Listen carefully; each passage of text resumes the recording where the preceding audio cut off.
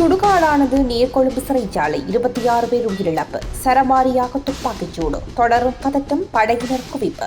அமைச்சர் களத்தில். போர்க்கால வாகனங்கள் குவிப்பு.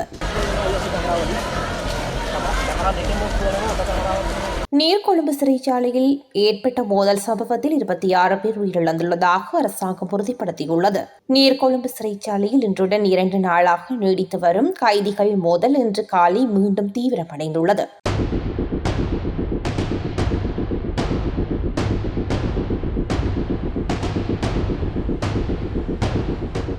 இன்றைய தினம் இடம்பெற்ற பாரிய மோதல் சம்பவத்தில் சிறைச்சாலை அதிகாரிகள் 7 பேரும் சிறை கைதிகள் 19 பேருமாக மொத்தமாக 26 பேர் உயிரிழந்துள்ளனர்.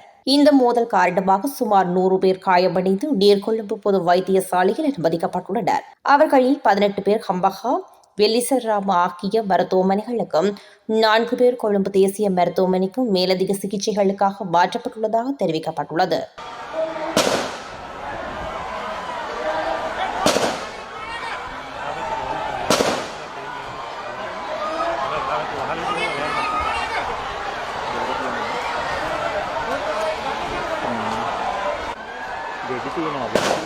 இன்று காலை நீர்கொழும்பு சிறைச்சாலைக்குள் மீண்டும் ஒரு பதட்டமான சூழல் ஏற்பட்டது. இதன்போது கைதிகள் சிறையின் பிரதான வாயில் வழியாக வெளியேற முயற்சித்துள்ளனர். நிலைமையை கட்டுப்படுத்துவதற்காக போலீசாருடன் விசேட அதிரடி படையினரும் களமிறக்கப்பட்டுள்ளனர். சிறைக்குள் இருந்து சில துப்பாக்கிச்சூட்டு சத்தங்கள் கேட்டதாக பிரதேசவாசிகள் தெரிவித்துள்ளனர். சிறைச்சாலைக்குள் நிலவும் சூழலை அவதானிப்பதற்கான விமானப்படையின் ட்ரோன் கருவிகளும் பயன்படுத்தப்பட்டுள்ளன.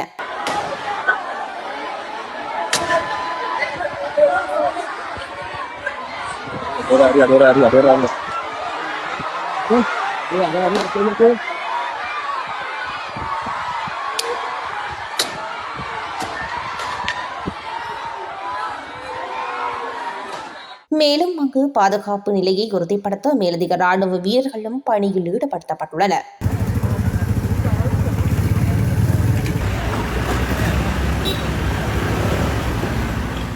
இதேவேளை நீர்கொழும்பு சிறைச்சாலையில் இடம்பெற்ற அசம்பாவிதங்களுக்கு விடயத்தான அமைச்சர் என்ற ரீதியில் தாம் முழுமையான பொறுப்பை ஏற்பதாக நீதியமைச்சர் ஹர்ஷன நாணயக்கார தெரிவித்துள்ளார்.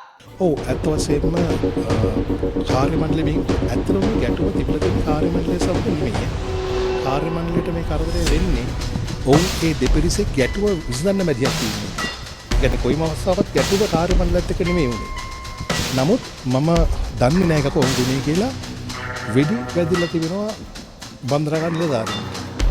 ඒකට ඔවුන්ගේ අතට එහා පැත්තට කොහොම ආයුධ ගියාද කොහොමද කියන්නේ මේව තමයි මහත්මයාට හොයන්න තියෙන්නේ. මොකද මට වගකීමක් තියෙනවා මේ සියලුම රැකවීමට සහ මගේ බන්දරාගාරයේ වැඩට නිලධාරීන්ගේ ආරක්ෂාව. நேற்று மதியம் 1 மணி அளவில் போதைப் பொருள் கடத்தல் தொடர்பான தகவல் ஒன்றை சிறைவாசி ஒருவர் காட்டிக் கொடுத்ததாக கூறப்படும் முறுகல் நிலையே இந்த தொடர் வன்முறைக்கு முதற் காரணமாக அமைந்துள்ளது என ஆரம்பகட்ட விசாரணைகளில் இருந்து தெரியவந்துள்ளது. மேலும் மோதல் நிலைமைகளை அறிந்து கைதிகளின் உறவுகள் சிறைச்சாலையை முற்றுகையிட்டுள்ளனர். அத்துடன் சிறைச்சாலையை சுற்றி வர போர்க்கால ராணுவ வாகனங்களுடன் பலத்த பாதுகாப்பு வழங்கப்பட்டுள்ளது.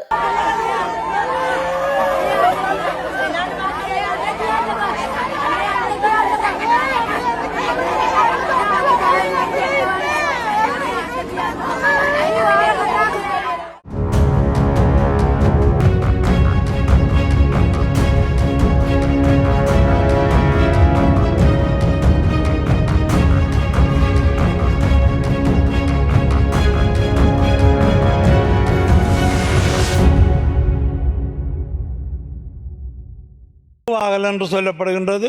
நீங்கள் கட்டிய அந்த விகாரைக்குரிய பின்னணி என்ன? அங்கு புத்தர் பெருமான் வருகை தந்தாரா அல்லது சிங்கள பௌத்தர்கள் வசித்தனரா?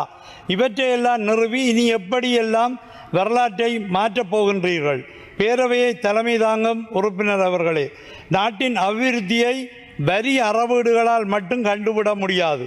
ஒட்டுமொத்த தீவையும் பௌத்த சிங்கள முலாம் பூசுவதன் ஊடாகவும் கூட ஏற்படுத்திவிட முடியாது. இந்த தீவின் பல்வகைமையை கண்ணியப்படுத்துங்கள். இன நல்லிணக்கத்தை சீர்குலைக்கும் திணைக்களங்களை தூய்மைப்படுத்துங்கள்.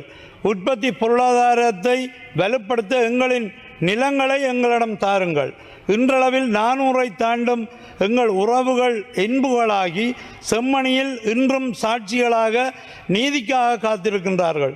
மறுபுறம் எங்களுக்காக உடன் நின்றவர்கள் சிறையில் அரசியல் கைதிகளாக விடுதலைக்காக காத்திருக்கின்றார்கள். உங்களிடம் நம்பி ஒப்படைத்து இன்றளவும் வலிந்து காணாமல் ஆக்கப்பட்டவர்களாக நாம் தேடிக்கொண்டிருக்கும் எங்கள் உறவுகளை எங்களுக்கு தாருங்கள்.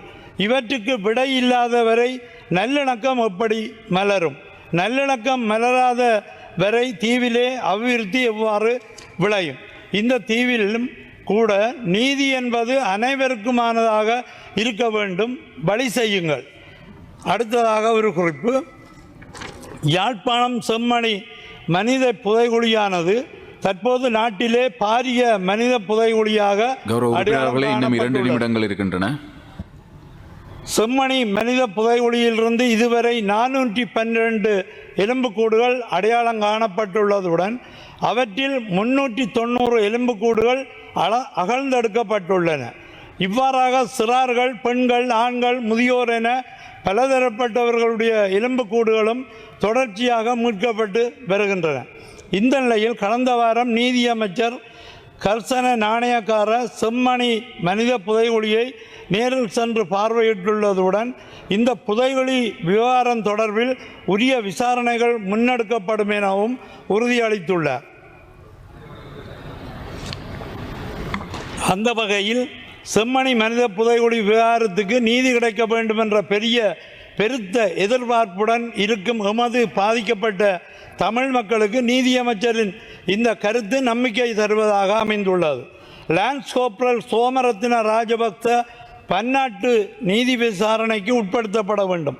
யாழ்ப்பாணம் சுண்டிக்குழி மகளிர் கல்லூரி மாணவி கிருசாந்தி குமாரசாமி படுகொலை செய்யப்பட்ட விவகாரத்தில் பிரதான குற்றவாளியான இராணுவ லான்ஸ் கோப்ரல் சோமரத்ன ராஜபக்சவுக்கு நீதிமன்றனால் தூக்கு தண்டனை வழங்கப்பட்ட பிற்பாடு குறித்த இராணுவ லான்ஸ் கோப்ரல் செம்மணியில் படையினரால் 300-400 வரையான பொதுமக்கள் படுகொலை செய்யப்பட்டு புதைக்கப்பட்டிருப்பதாக தகவல்களை வெளிப்படுத்தியிருந்தார்.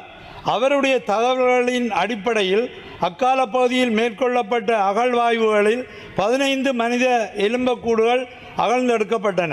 அதனை அடுத்து சந்திரிகா குமாரதுங்க அரசு இந்த புதைகுழி விசாரணையை கிடப்பில் போட்டிருந்தது. தற்போது செம்மணி மனித புதைகுழி அடையாளம் காணப்பட்டு இந்த அரசின் காலத்தில் மீண்டும் அகழ்வாய்வு பணிகள் முன்னெடுக்கப்பட்டுள்ள நிலையில் செம்மணி மனித புதைகுழி தொடர்பாக பன்னாட்டு விசாரணைகள் முன்னிலையில் சாட்சியமளிப்பதற்கு தயாராக இருப்பதாக கடந்த ஆகஸ்ட் மாதம் தனது மனைவி மூலம் ஜனாதிபதிக்கு சோமரத்ன ராஜபக்ச கடிதம் ஒன்றினை எழுதியிருந்தார். உறுப்பினர்களே, உங்களுடைய காலம் நேரம் முடிவடைகிறேன்னு ஒரு சின்ன ஒரு நிமிஷம், ஒரு 1 மினிட். அக்கடிதத்தில் செம்மணியை தவிர அரியாலை, கொழும்புத்துறை பகுதிகளிலும் இராணுவத்தினரால் சடலங்கள் புதைக்கப்பட்ட தகவல்களும் வெளிப்படுத்தப்பட்டிருந்தன. இந்த நிலையில் கடந்த வாரம் செம்மணிக்கு வருகை தந்த நீதியமைச்சர் ஜனாதிபதி பொது மன்னிப்பு வழங்கினால்தான் உண்மைகளை வெளிப்படுத்துவதாக சோமரத்ன ராஜபக்ச கூறுவதாக தெரிவித்துள்ளார். ஆகவே இது விடயத்தில் கூடிய கவனம் எடுத்து இந்த உண்மை தன்மையை வெளிக்கொணர வேண்டும் என இந்த சபையை நான் கேட்டுக்கொள்கிறேன்.